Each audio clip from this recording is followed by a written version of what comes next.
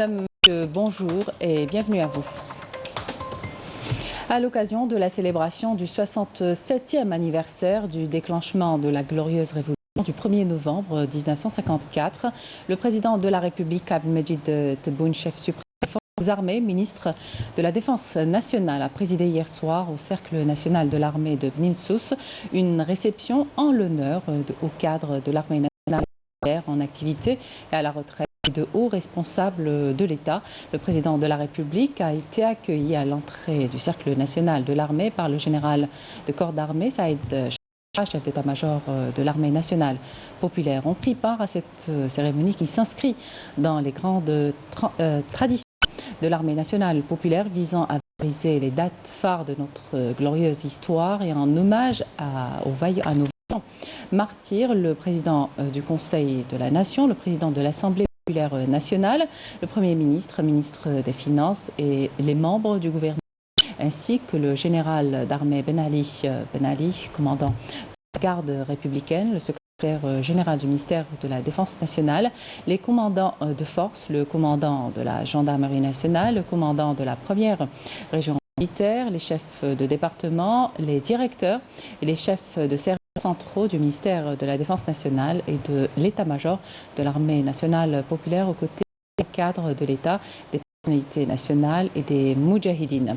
À cette occasion, l'assistance de l'hymne national interprété par une groupe musicale de la garde républicaine et a suivi un film documentaire intitulé Infamie de France en Algérie, crime contre l'humanité, produit par la direction de la communication, de l'information et de l'orientation de l'ANP avant de visiter une exposition photographique retraçant les différentes étapes de notre glorieuse révolution depuis son déclenchement et puis la cérémonie avec de magnifiques feux marquant l'événement.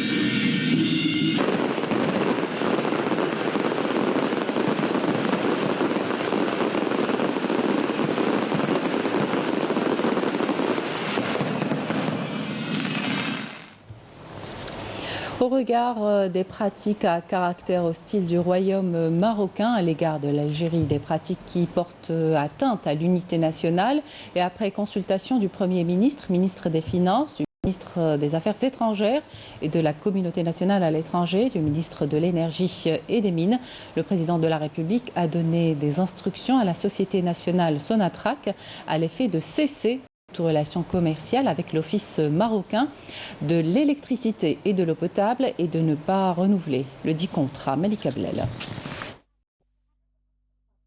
La société nationale Sonatrach a cessé toute relation commerciale avec l'Office marocain de l'électricité et de l'eau potable, mettant ainsi fin au contrat du gazoduc Maghreb-Europe qui alimentait l'Espagne en passant par le Maroc.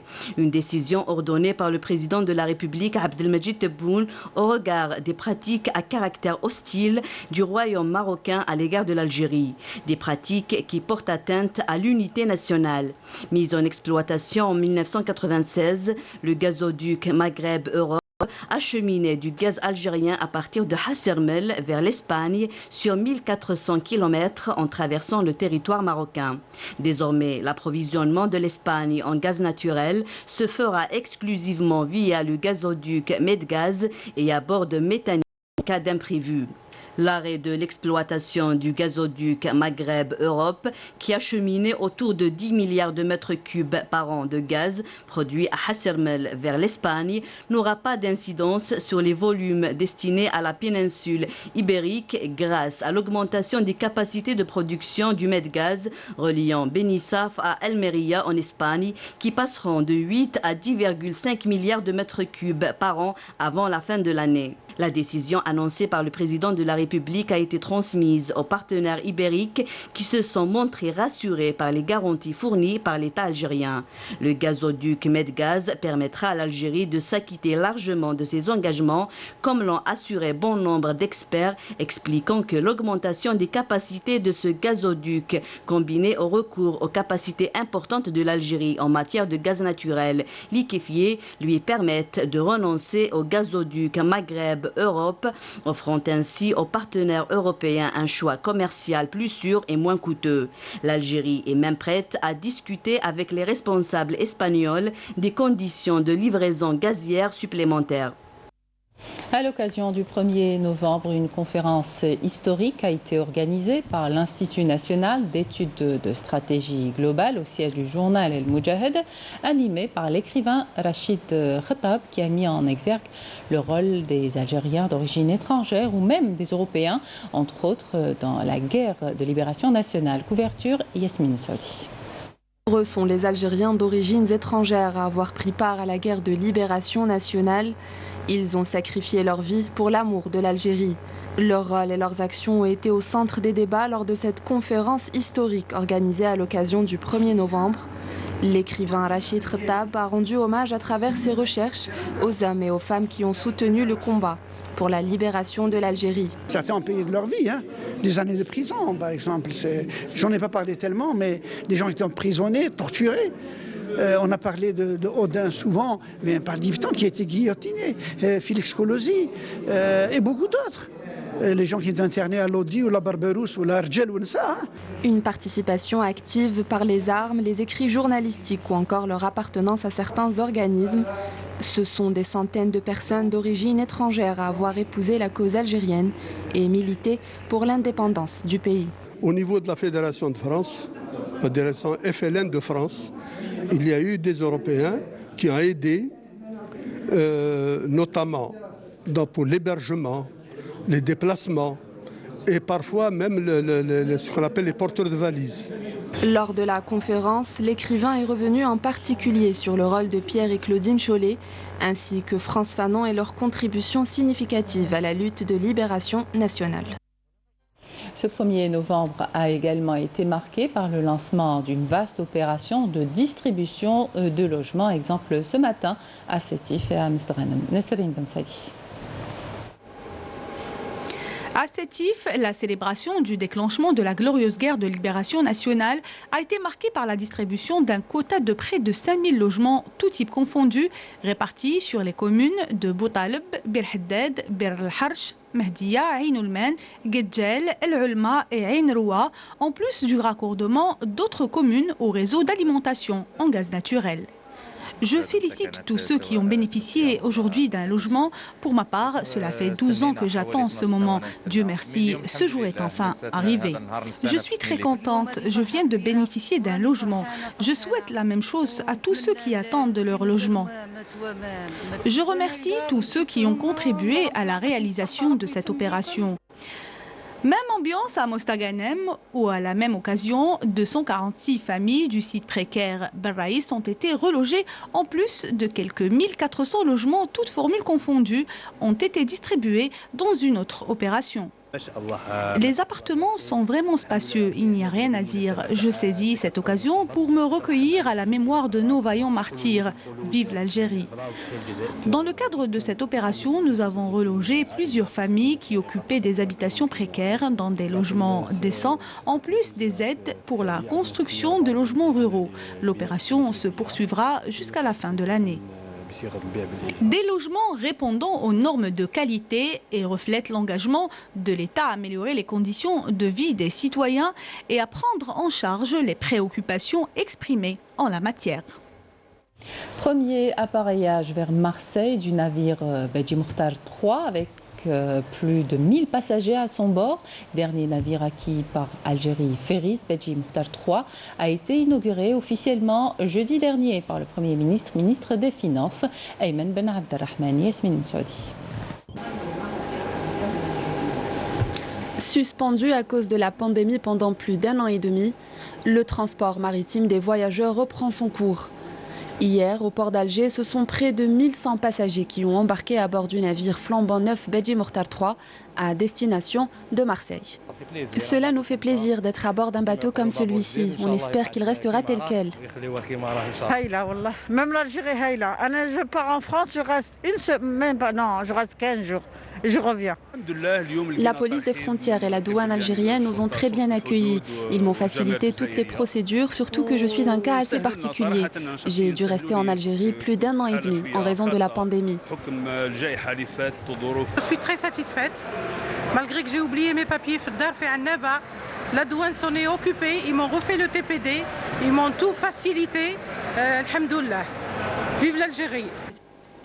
Et pour assurer la sécurité des voyageurs, un protocole sanitaire strict a été mis en place.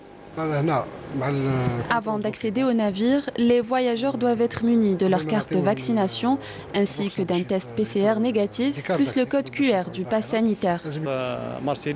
Une déserte par semaine est prévue à destination de Marseille. Les départs s'effectueront tous les lundis et les retours tous les dimanches. D'autres ferries de l'ENTMV seront exploités de façon optimale pour le transport des voyageurs entre les deux rives de la Méditerranée. Le Bedji Mokhtar 3, quant à lui, serait déjà programmé pour de nouvelles dessertes maritimes vers des pays africains et asiatiques et, si possible, vers les lieux saints de l'islam pour effectuer le Hajj et la Umrah. L'instance sahraoui contre l'occupation marocaine a condamné la résolution du Conseil de sécurité de l'ONU concernant le renouvellement du mandat de la MINURSO. L'organisme sahraoui a par ailleurs affirmé que l'instance onusienne portera la responsabilité des conséquences d'une telle résolution sur la stabilité de toute la région.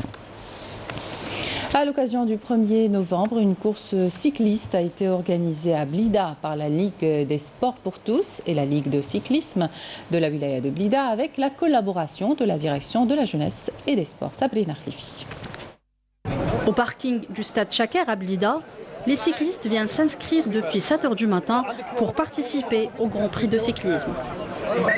Environ 400 cyclistes y participent, entre amateurs et professionnels, toutes catégories d'âge. C'est une activité parmi les activités qu'on a organisées au niveau de Blida à la veille de la célébration du 1er novembre. Donc le cross il est ouvert pour tout le monde, pour toutes les catégories. On a organisé avec la Ligue de cyclisme. Donc il y a eu quand même une participation parce que c'était la première fois un cross comme ça.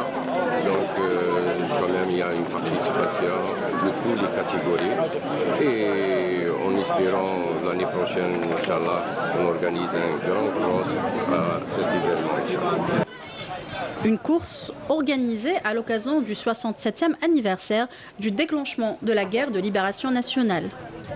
Effectivement, aujourd'hui, nous sommes tous unis pour que le cyclisme reprend ses forces et reprend comme dans le temps. Disons que le 1er novembre, c'est la meilleure journée symbolique pour nous, pour dire que le cyclisme doit reprendre sur les routes algériennes. Nous avons notre place. Coup d'envoi à 11 h devant le stade Chaker. Les cyclistes parcourent un circuit fermé de 54 km, passant par Oulad Aish, Soum'a, Boufarik, Oued Al-Allaïg, Chefa, pour revenir au point de départ. 810, une minute. Le jeune cycliste Oussama Chblaoui de 22 ans a remporté le premier prix de cette première édition.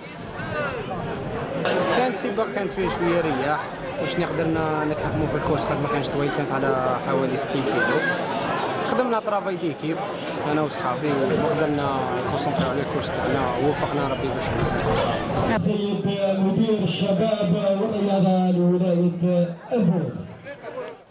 Football, à présent 4 matchs de mise à jour comptant pour la première journée du championnat national de Ligue 1 se joue ce mardi.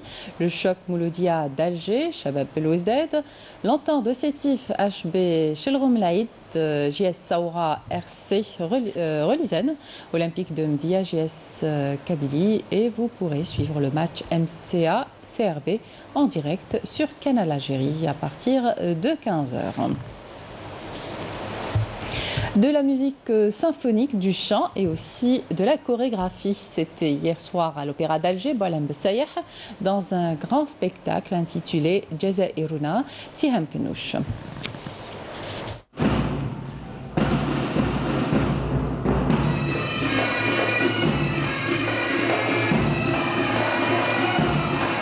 Jazairuna, notre patrie, un spectacle en 2 parties qui a été présenté hier soir devant les journalistes et les invités de l'Opéra d'Alger en présence de Madame Wafa Charlel, ministre de la Culture.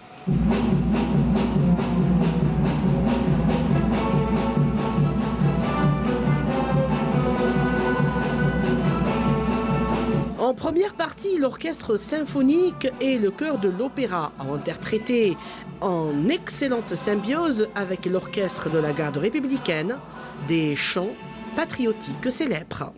J'ai eu l'honneur de diriger le chœur de l'Opéra d'Alger, donc en milieu du programme. Donc c'est pour 2 titres.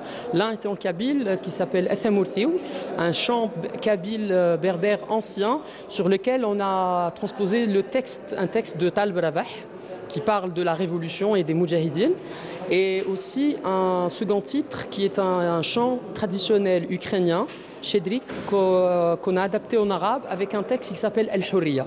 En deuxième partie, une belle chorégraphie, un spectacle qui raconte la souffrance de la jeunesse algérienne sous l'emprise du colonisateur. Mon approche était d'abord de célébrer cette journée et cet événement qui est très important dans l'histoire de notre peuple. C'était de retracer un petit peu l'histoire d'une jeunesse algérienne qui, dans les années 50, ont pris délibérément l'initiative de monter au maquis. Donc je me suis dit qu'il y a beaucoup de jeunes qui sont partis dans l'inconnu. Il y en a, bien sûr, on en parle beaucoup, on a cité des noms, mais je suis sûre que sur tout le territoire du pays de l'époque, il y a des milliers de jeunes de cette génération-là qui ont pris de leur propre initiative la décision de partir au maquis pour libérer donc notre pays. C'est notre passé, c'est notre amour, c'est notre mémoire. Quelque part, c'est de l'histoire aussi, pour rappeler la valeur d'un pays. Le spectacle Jazairuna, c'est ce soir aussi à l'Opéra Boualem Bessayeh. Le public est invité à y prendre part. Voilà, c'était la dernière information de cette édition. Merci de votre attention. Tout de suite, les prévisions météo avec Fria Chir, excellente suite de programme sur Canal Algérie.